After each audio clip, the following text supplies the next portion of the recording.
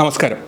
ഇപ്പോൾ നിൽക്കുന്നത് കുവൈറ്റിലെ അഗ്നിബാധ ദുരന്തത്തിൽപ്പെട്ട ചെങ്ങന്നൂർ വൻമഴി പാണ്ടനാട് ബിജു എന്ന് വിളിക്കുന്ന മാത്യു തോമസിൻ്റെ വീടിന് മുൻപിലാണ്.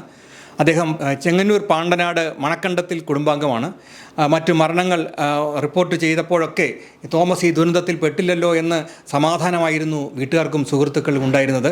എന്നാൽ പിന്നീട് വന്ന വാർത്തയിൽ വൻമഴയിലെ ഒരു മാത്യു തോമസ് ഉണ്ടെന്ന വിവരം ആണ് നാട്ടുകാരെ തേടി എത്തിയത്. ഇദ്ദേഹത്തിന് 53 വയസ്സായിരുന്നു. കുവൈറ്റിലെ മംഗഫിലുണ്ടായ അഗ്നിബാധയിൽ മരിച്ച മലയാളികളിൽ മാത്യുവിനെ കൂടാതെ സഹോദരിയുടെ മകൻ പായിപ്പാട് ഷിബു വർഗീസും ഉണ്ടെന്നറിഞ്ഞപ്പോൾ കുടുംബത്തിലെ 2 മരണം ഇവർക്ക് താങ്ങാനാവുന്നതായിരുന്നില്ല. 30 വർഷമായി മാത്യു കുവൈറ്റിലാണ്. നിരണം പ്ലാഞ്ചുവട്ടിൽ കുടുംബാംഗമാണ്. ഭാര്യ ഷിനു, മക്കൾ മേഘ, BSc നേഴ്സിംഗ് കഴിഞ്ഞ MBA പഠിക്കുന്ന മെറിൻ എന്നിവരാണ് മക്കൾ. കഴിഞ്ഞ ഫെബ്രുവരിയിലാണ് മാത്യു അവസാനമായി നാട്ടിൽ വന്ന് തിരിച്ചുപോയത്. മക്കളെക്കുറിച്ച് ഒരുപാട് സ്വപ്നങ്ങളുമായി ജീവിച്ച മനുഷ്യനായിരുന്നുവെന്ന് മാത്യു എന്നാണ് ഇവിടെ സുഹൃത്തുക്കളൊക്കെ തന്നെ പറയുന്നത്.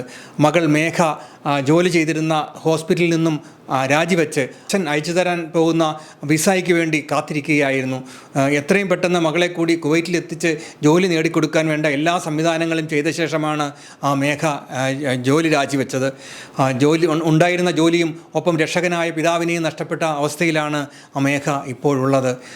വ്യാഴാഴ്ച രാവിലെയാണ് മാത്യുവിൻ്റെ മരണവിവരം ബന്ധുക്കൾക്ക് ലഭിക്കുന്നത്. അപകട വിവരം അറിഞ്ഞ് വീട്ടുകാർ ബുധനാഴ്ച രാത്രി മുതൽ മാത്യുവിനെ ബന്ധപ്പെടാൻ ശ്രമിച്ചിരുന്നെങ്കിലും ഫോൺ റിങ് ചെയ്യുന്നതല്ലാതെ മാത്യുവുമായി ബന്ധപ്പെടാൻ കഴിഞ്ഞില്ല. അതുകൊണ്ട് തന്നെ അവർ ആശങ്കയിലായിരുന്നു. വ്യാഴാഴ്ച രാവിലെ 10:30 ആണ് മരണവിവരം എത്തിയത്. അപകടത്തിന് തലേന്നാൾ വീട്ടിലേക്ക് ഫോൺ വിളിച്ച് വിശേഷങ്ങൾ പങ്കുവച്ച മാത്യുവിനെ പിന്നീട് ഫോണിലും ലഭിക്കാതായതോടെ വീട്ടുകാർ ആശങ്കയിലായിരുന്നു. വ്യാഴാഴ്ച രാവിലെയാണ് മാത്യുവിൻ്റെ മരണവിവരം ബന്ധുക്കൾക്ക് ലഭിക്കുന്നത്. അപകട വിവരം അറിഞ്ഞ് വീട്ടുകാർ ബുധനാഴ്ച രാവിലെ മുതൽ മാത്യുവിനെ ബന്ധപ്പെടാൻ ശ്രമിക്കുന്നുണ്ടായിരുന്നെങ്കിലും ഫോൺ റിങ് ചെയ്യുന്നതല്ലാതെ ഫോൺ എടുക്കാത്തതിനാൽ വീട്ടുകാർ ആശങ്കയിലായിരുന്നു. വ്യാഴാഴ്ച രാവിലെ 10:30 മരണവിവരം എത്തിയത്. അപകടത്തിന് തലേന്നാൾ വീട്ടിലേക്ക് ഫോൺ വിളിച്ച് വിശേഷങ്ങൾ പങ്കുവച്ച മാത്യുവിനെ പിന്നീട് ഫോണിലും ലഭിക്കാതായതോടെ വീട്ടുകാർ ആശങ്കയിലായിരുന്നു. അതിനിടയിലാണ് ഇന്നലെ വിയോഗ വാർത്ത വീട്ടുകാർക്ക് ലഭിക്കുന്നത്. നിരണം സ്വദേശിയായ മാത്യു വിവാഹശേഷം 20 വർഷമായി പാണ്ടനാട്ടിലെ ഭാര്യ വീടിനോട് ചേർന്ന് കുടുംബമായി താമസം മാറുകയായിരുന്നു. NBTC കമ്പനിയിൽ മാത്യുവിനൊപ്പം ജോലി ചെയ്തിരുന്ന സഹോദരി പുത്രൻ ചങ്ങനാശ്ശേരി പായിപ്പാട് സ്വദേശി ഷിജു വർഗീസാണ് മൃതദേഹം തിരിച്ചറിഞ്ഞത്. ഇതേ കമ്പനിയിൽ തന്നെ ജോലി ചെയ്തിരുന്ന ഷിജുവിൻ്റെ സഹോദരൻ ഷിബു വർഗീസും അപകടത്തിൽ മരിച്ചു. മാത്യു NBTCയുടെ സെയിൽസ് വിഭാഗത്തിലും ഷിബു അക്കൗണ്ട് വിഭാഗത്തിലും ആയിരുന്നു ഉണ്ടായിരുന്നത്. എന്തായാലും ഒരു കുടുംബത്തിൻ്റെ സ്വപ്നങ്ങൾ മൊത്തം തകർത്തുകൊണ്ടാണ് കുവൈറ്റിലെ അഗ്നിബാധ കടന്നുപോയത് എന്ന് പറയേണ്ടി വരും. എന്തായാലും നമുക്ക് ഇവിടുത്തെ നാട്ടുകാരുമായിട്ട് നമുക്കിതിനെക്കുറിച്ച് കൂടുതൽ സംസാരിക്കാം. കലയക്കുവൈറ്റ് എന്ന് പറയുന്ന അവിടുത്തെ മലയാളി സംഘടനയുടെ കേന്ദ്ര കമ്മിറ്റിയിൽ വർക്ക് ചെയ്യുന്ന ആളാണ്. അപ്പോൾ നമ്മുടെ സംഘടനയാണ് രാവിലെ വിവരം അറിഞ്ഞപ്പോൾ മുതൽ 4 മണി മുതൽ 4 മണിക്ക് തെരഞ്ഞ് 4:30 നമ്മുടെ പ്രവർത്തകരോട് എത്തുകയും ഇത് കഴിയുന്നിടം വരെ എല്ലാ പ്രവർത്തനങ്ങളിലും പങ്കെടുക്കുകയും അതുപോലെ തന്നെ ഈ ഡെഡ് ബോഡി കയറ്റിവിടുന്നതിനാവശ്യമായ എല്ലാ ഇതും സ്വീകരിച്ചത് ഇന്ത്യൻ എംബസിയുമായിട്ട് ചേർന്ന് നിന്നുകൊണ്ട് നമ്മുടെ പ്രവർത്തകരായിരുന്നു. ഇന്നലെ ബോഡികളെല്ലാം കൊണ്ട് എയർപോർട്ടിൽ എത്തിക്കുന്നിടം വരെയും ഇപ്പോൾ അതിനുശേഷം ഇപ്പോൾ കൊച്ചിയിലെത്തിയപ്പോഴും അതിന് വേണ്ട നോർക്കയുടെ വാഹനങ്ങളൊക്കെ സജ്ജീകരിക്കുന്നതിനുമൊക്കെ കലയക്കുവൈറ്റിൻ്റെ പ്രവർത്തകരായിരുന്നു മുൻപന്തിയിൽ നിന്ന് പ്രവർത്തിച്ച്. മറ്റുള്ള പല സംഘടനകളും ഉണ്ടായിരുന്നെങ്കിൽ പോലും കലയുടെ പ്രവർത്തകരായിരുന്നു പ്രത്യേകിച്ച്.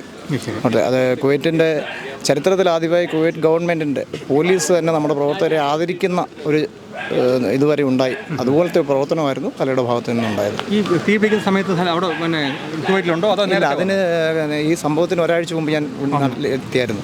പക്ഷേ കലയുടെ കേന്ദ്ര കമ്മിറ്റി അംഗം എന്ന നിലയിൽ എല്ലാ കാര്യങ്ങളും കൃത്യമായി ഗ്രൂപ്പിലൂടെ മറ്റും നിരീക്ഷിക്കുകയും ഒക്കെ ചെയ്തുകൊണ്ടിരിക്കുകയായിരുന്നു.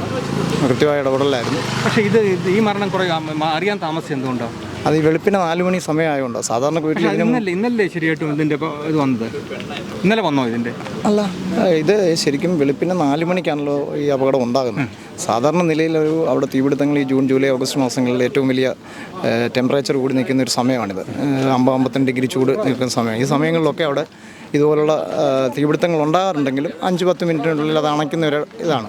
പക്ഷേ ഇത് ഈ സമയം വെളുപ്പിന് 4 മണിക്കായതുകൊണ്ടാണ് അറിയാൻ അല്പം വൈകുകൊണ്ടാണ് ഇങ്ങനൊരു അപകടം കൂടിപ്പോയത്. ഇത്രയേറെ മരണം പോകാനുണ്ടായ ഒരു ഇടയാണ്. ഇദ്ദേഹത്തെ നേരിട്ട് അറിയാമായിരുന്നു, സംസാരിക്കുമായിരുന്നു? ഇദ്ദേഹത്തെ നേരിട്ട് അറിയത്തില്ല. കാരണം സംഘടനാ പ്രവർത്തനം ഉള്ളതുകൊണ്ട് എല്ലാ ആളുകളെയുമായിട്ടും നമ്മൾ ബന്ധപ്പെടുന്നവരുണ്ട്. വീട് എവിടെ? നമ്മുടെ എൻ്റെ വീട് ബൊതുനൂർ പഞ്ചായത്തിൽ.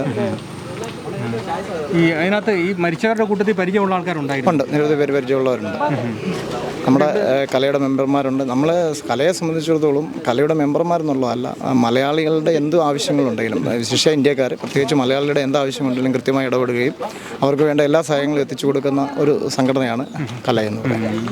പിന്നെ അപ്പോൾ ഇപ്പം മേപ്രാലും ഇവിടെ തന്നെ അടുത്ത് തന്നെ ഇത്തിത്താനം പായിപ്പാടിന് പോകുന്നുണ്ട്. പായിപ്പാടിലെ അടക്കം വെച്ചിരിക്കുന്നത് എനിക്ക് തോന്നുന്നത് ഞായറാഴ്ചയാണെന്നാണ് അറിയാൻ കഴിഞ്ഞത്. ഇപ്പോൾ കലയുടെ കുറേ ആൾക്കാർ ഇവിടെ നാട്ടിലെത്തിയിട്ടുണ്ട്.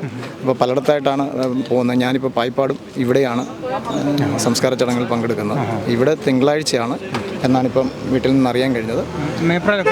പായിപ്പാട് മേപ്രാലിൽ എനിക്കറിയില്ല, എനിക്ക് അതിൻ്റെ ഒരു ഇത് കിട്ടിയിട്ടില്ല. പായിപ്പാട് ഞായറാഴ്ചയാണ്. പായിപ്പാടെന്ന് പറഞ്ഞാൽ ചങ്ങനാശ്ശേരി പായിപ്പാടല്ലേ? ചങ്ങനാശ്ശേരി പായിപ്പാട് അതല്ലേ ഇദ്ദേഹവുമായിട്ട് റിലേറ്റഡ് ആണോ, റിലേഷൻ ആണെന്നാണ് അറിയാൻ കഴിയുന്നത്.